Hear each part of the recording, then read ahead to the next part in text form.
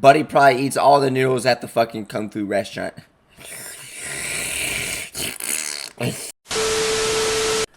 Reapers, what is good? It's your boy Laser. Using the vibes back with another scary reaction video. He's on the scary content, so continue to look at if he has the victim of 5 dark historical moments too scary for school. Guys, history back then, oh man, war, terrifying. If you enjoy the scary content, using more scary videos, features, speak to that button. You subscribe to the notification bell icon. I stream every night on Twitch. Go check out streams, fucking amazing. Let's step straight into the video.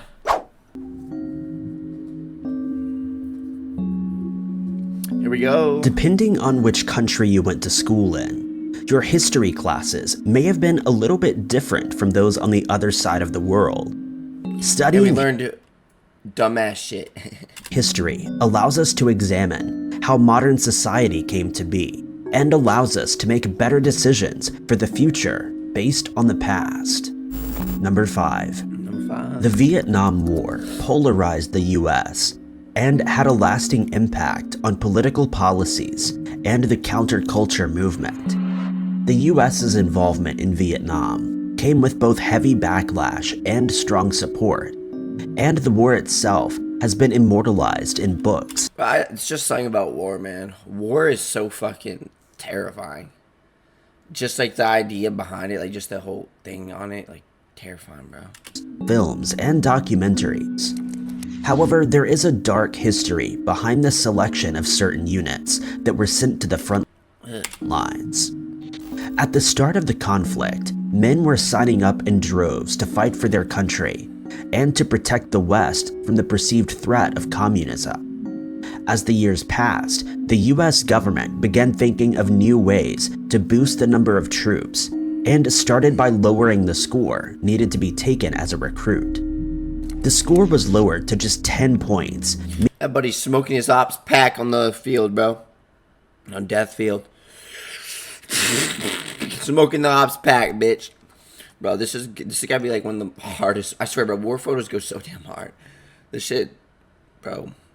I think the idea when they put like just like the whole like, you know, mags around them is pretty cool. I know some soldiers, what they do is what is that thing called where like they put like the different like scrapes on their arm to represent how many kills they got or some shit. What is that called? There's like a whole term for it. I forgot. Cause when oh, never mind.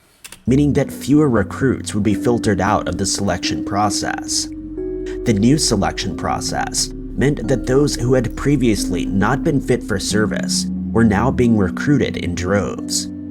What the American public didn't know was that these men who had once been refused for military— I swear, bro, war fucking scares the fuck out of me. That shit scares the fuck out of me. Military service had been refused because they had a low IQ, physical or mental disabilities, or were unable to speak English. Defense Secretary Robert McNamara was the mastermind behind this plan and called it Project 100,000. McNamara opted to call these recruits the New Standards Men and believed that through structured training delivered on videotapes that he could take below average soldiers and make them into above average soldiers. Behind the scenes, this project also acted as an experiment as to whether army training could lift these men out of poverty and raise their living standards following the war. In total, between 300— Hey, pull your pants up, bitch. Pull his pants up. Ugh, war is so scary, man. 20,000 and 354,000 New Standards men were enlisted and sent to the US Army, Navy, Marines, or Air Force.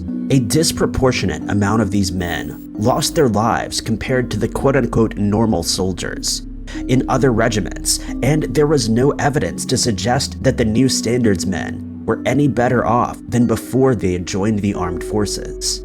The project did not give McNamara the desired results, and instead, it was found that those who did— This was such a good movie. Hey, donut boy.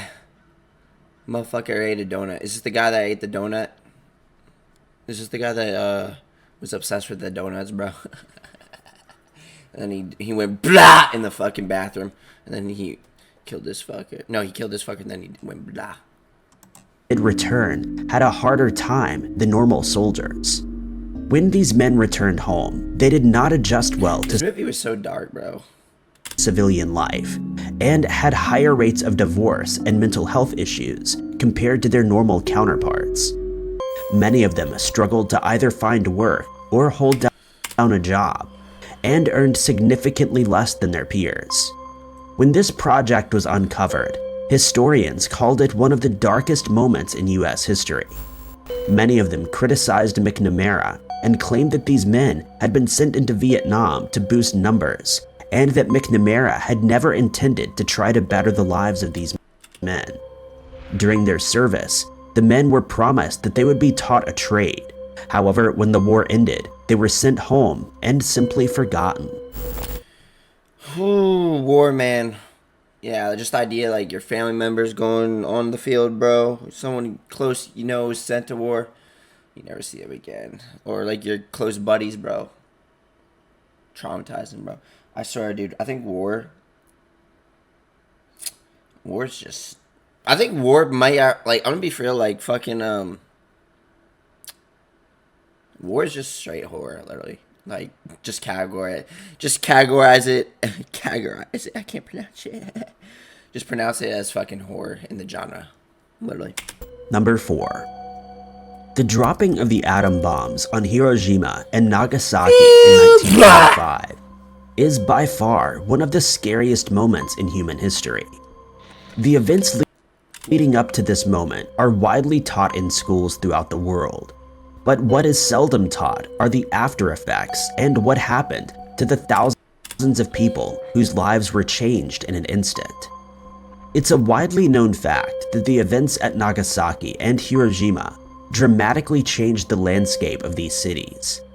People were forced out of their homes and had to move to different parts of the country as these cities became uninhabitable due to radiation. Hundreds Radiation poisoning.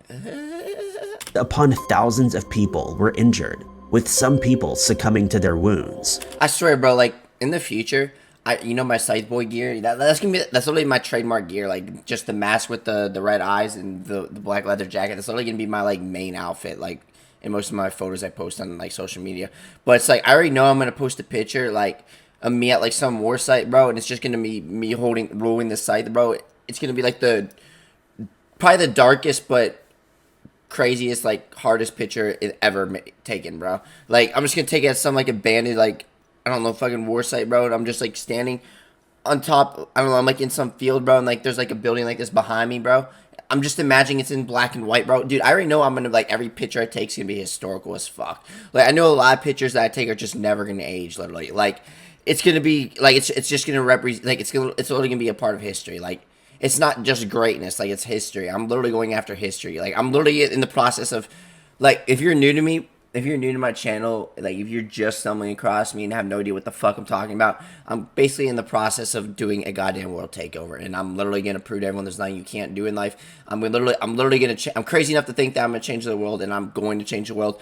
Everyone and their fucking mother is gonna go after their dreams because of me, because we've been programmed in limitation. I'm literally gonna change the entire world, literally. However, for the survivors, the horror was just beginning. Those who had been affected by the radiation were called hibakusha, which translates to bomb-affected person, and on top of their life-changing injuries, they faced severe discrimination from those within their community and the rest of Japan. Despite the country collectively mourning for those lost, those left behind were looked down upon and treated with little regard. Survivors were thrown to the bottom of the pecking order, and the rest of society looked down on them. Many survivors recall being denied entry into public spas and bathhouses, as it was feared that they would spread radiation sickness to healthy people. Others were told that they were not allowed to marry into certain families because they were hibakusha. Some children were rejected from schools when the administration found out that their parents were affected. The discrimination didn't end there though, and many hibakushas were either rejected. Well, back in the day, bro, during this time period, like motherfuckers were literally sleeping in goddamn debris, like literally. They just had like some old ass stinky mattress, bro, and they was just in like some debris, like crazy, man. Living conditions were so fucked. Everything was fucked. Or not allowed to apply for jobs because of their status. People went to great lengths to hide who they were, but the physical injuries couldn't remain hidden forever. One survivor wrote, quote, "I wore long-sleeved shirts all year round. I didn't want people to see my scars. I didn't want them to gawk at me with weird expressions on their faces." They were also denied medical care as Japanese lawmakers refused to cover their conditions. Without money or health care, the Hibakusha were forced to live on the fringes of society, desperately trying to survive. Even in 2021, the relatives of Hibakusha still face discrimination and are forbidden from marrying into certain families due to the stigma attached to their heritage. Number 3. The Kennedys are a household name in the US and across much of the world. The events of November Mr. 22nd, Kennedy, look at this fine, handsome man and his wife. It's such a shame that his wife was literally like right next to him, seeing his like fucking neck and brains get blown out, bro. Traumatizing as fuck. Dude, like just imagine being next to your loved one, bro. And this is exactly why they made the fucking president of cars closed. It was closed literally, I think, because of this. But, well, it's just common sense, more security. But it's like, I think just imagine, like, you're on some parade, bro. Like, life's going so good for you. And then, like, right next to you, your fucking husband or whatever is just getting blown. Like, he just gets his brains blown out. Like, right next to you.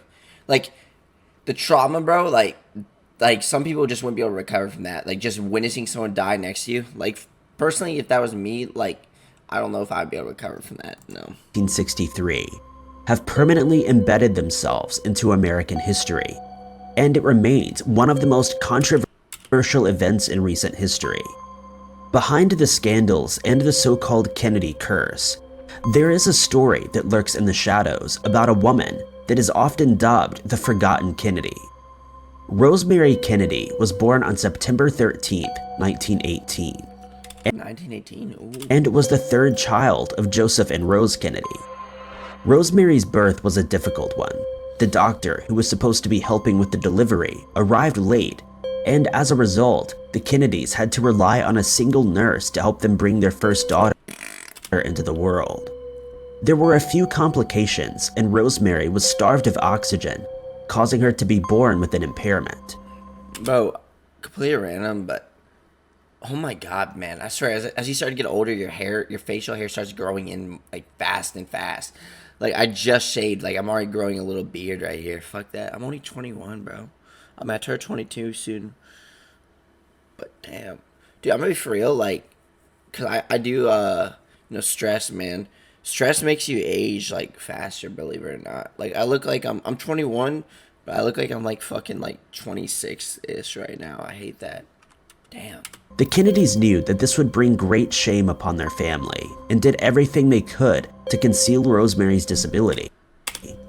They hired tutors to work with her day and night so that she would be at the same level as her brothers. As the years passed, Rosemary flourished into a young adult. Rosemary. And with the right care, became a well-adjusted adult. That was until the 1940s, when she was placed in a convent by her family. And it was here that her behavior changed. The nuns who cared for Rosemary reported that she was an unruly young woman, and that she would sneak out at night to visit bars and party with men. In the 40s, this behavior was seen as unacceptable, and the Kennedy family worried that Rosemary's behavior would cast a shadow on their chances of political success. That's where Dr. Walter Freeman came in to save the day. He told the Kennedys that lobotomizing Rosemary would be the end to all of her ailments. Rosemary was awake and aware during the procedure, and was not once asked whether she understood or consented to what was happening to her. Sadly, the procedure went very wrong and left her unable to walk or talk. The family quickly realized what had happened and abandoned her in an institution.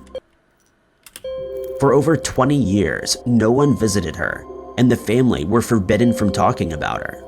It wouldn't be until her siblings found out the truth that they rescued her and placed her into a proper care facility.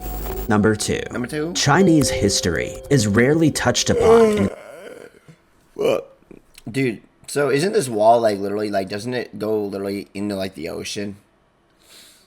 Is it the Indian Ocean? I don't know. Doesn't I know this shit's like long as fuck. I think isn't there like a whole like thing about how like you wouldn't be able to like walk across this entire thing? And like well, how long would it take? I don't even know. Hold on, let me look it up. Actually, I'm curious. How long does it take to walk across? How long would it... Isn't there like parts of it that are like blocked off? Like you gotta go around or some shit? Hold on. To climb... Wait, chat. I don't... Why do I always think I'm fucking streaming? It would take 17, 18 months? God damn.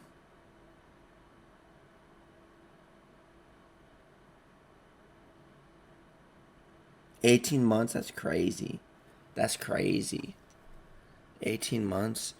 Hold on.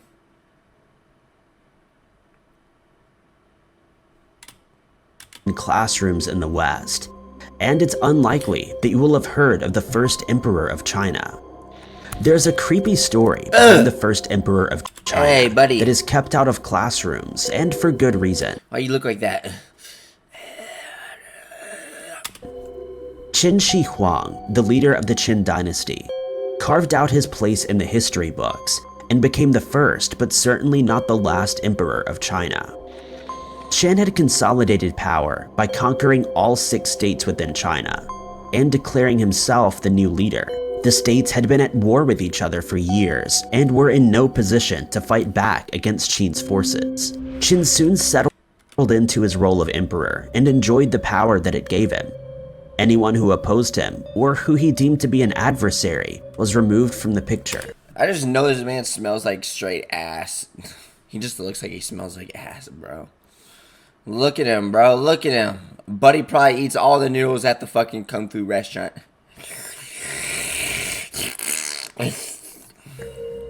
Qin was obsessed with the idea of immortality and proclaimed to his subjects that his dynasty would span for 10,000 generations. However, this obsession with immortality actually led to his downfall and gave us one of the creepiest moments in history. As he grew older, he became more and more aware that his time on Earth was limited, but instead of ensuring that his successor was ready to take the throne once he had passed, he put all of his energy into finding the elixir of life. He summoned doctors and alchemists to his home and tasked them with finding the potion that would allow him to live forever. This is a very stunning photo. Ooh. Little did Qin know that the elixir created by the alchemists would be the very thing that would bring about Clash Royale elixir. Ooh. out his early demise. These potions contained mercury, a substance that is fatal when ingested, and ultimately led to his death at the age... I swear, bro, like, just seeing footage that's, like, with, like, you know, the projector type shit on it is just so eerie to me. I always find, like, old filmed videos so eerie for some reason. I don't know why. Age of 49. Qin didn't stop at finding the elixir of immortality, though. He also had a backup plan should the elixir fail. He ordered the creation of the infamous Terracotta Army, made up of over 8,000 life-sized what is this, clay? Statues that were placed in his mausoleum to guard him in the afterlife. Mausoleum.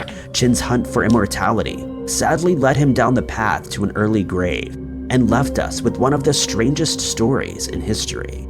Number 1. Towards the end of World War II, the Allied forces came together and created the Manhattan Project, which aimed to create the atom bomb. As we know, this project was successful and played its part in bringing about the end of the war. What most people don't know is that the team of scientists based at Los Alamos created not 2, but 3 plutonium cores, and that the third ended in a disaster that was covered up for decades. The first 2 cores were used in Hiroshima and Nagasaki, and the third one was waiting on the sidelines in the event that Japan did not surrender. The Japanese did surrender, however, and the third core was kept at Los Alamos for further testing, and picked up the nickname the Demon Core, and for good reason. Despite the scientists working at Los Alamos being some of the most Sorry, bro, machinery just be scary in the... Is this what I think it is, bro?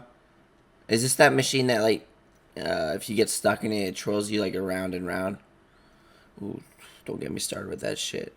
I'm totally not saying that because of, like, I never actually saw the video, but I'm sure you guys know that machine accident that was, like, trending on TikTok, like, years ago. I swear, bro, machine accidents are, like, dude, machinery is, like, if I'm gonna ever work a job, it's not gonna be machinery. Fuck that shit.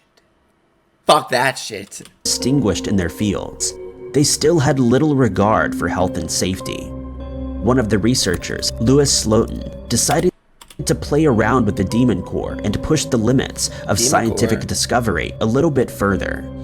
The core was housed on a table in one of the laboratories, and a beryllium cover was placed on top of the plutonium. Why does this shit look like it's just the type of shit that will, like, explode for some reason? Is this, like, what I think it is? Core. Slotin placed the head of a screwdriver in between the cover and the core so that it would just fall short of reaching supercriticality, meaning that research could be conducted. Slotin's colleagues at Los Alamos expressed their concerns, stating that what he was doing was incredibly unsafe and was putting the lives of everyone at risk. One scientist would later describe him as tickling the dragon's tail. In May of 1946, the flathead screwdriver that kept the core from reaching supercriticality finally slipped. Slotin stood directly in front of the core and absorbed most of the neutron radiation emitted. He later recalled, quote, "I saw a flash of blue light and a wave of heat across my skin before I was able to break the chain reaction." The core had only reached supercriticality for a few seconds, but the damage it had caused was irreversible. Slotin had been exposed to 1,000 rad of radiation and passed away 9 days later from acute radiation sickness. Other scientists in the room also suffered from adverse health effects. However, they were spared most of the damage, as Slotin had absorbed most of the radiation. This event was kept quiet, and the American government did their best to conceal what really happened in Los Alamos in May of 1946. Are you good, buddy? Thank you, guys. Well, guys, this is it. If you enjoyed it, guys, which one of those historical moments was scary to you? If you enjoy scary content, these were scary features to do. I'll see you next one. Peace.